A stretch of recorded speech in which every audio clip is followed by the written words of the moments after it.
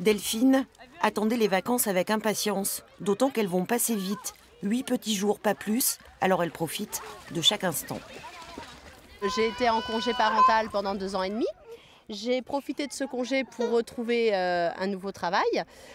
Donc j'ai été embauchée au mois de janvier et là justement j'ai pu bénéficier d'une semaine de vacances parce que mon employeur m'a dit non, il faut que vous preniez une semaine. Mais c'est vrai que sinon, depuis janvier, ça fait 6 mois que j'ai pas eu de vacances et oui, ça a commencé à être long.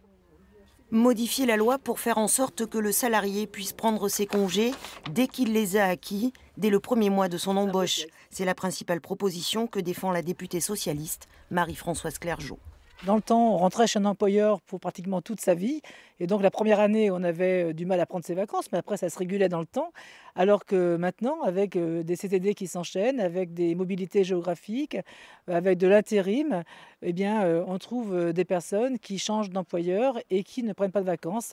Et je pense que c'est dommage par rapport à leur santé, à leur bien-être. Et ce n'est pas l'intérêt ni du salarié, ni de l'employeur. Je suis en CDI depuis 8 ans. Donc, moi, j'ai pu poser des RTT la première année, donc ça ne m'a pas empêché de partir en vacances. On est tous passés par là, hein. C'est vrai que la première année, c'est très long. Donc oui, ça peut être une bonne initiative. Si on a pu acquérir les jours pendant que les mois qu'on a travaillé, autant les prendre quand on peut, et tout de suite, si c'est possible, quoi.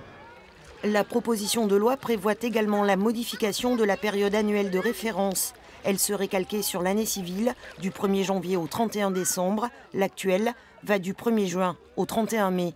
Avant de devenir effectif, le texte devra franchir l'obstacle du Parlement, sans doute avant la fin de l'année.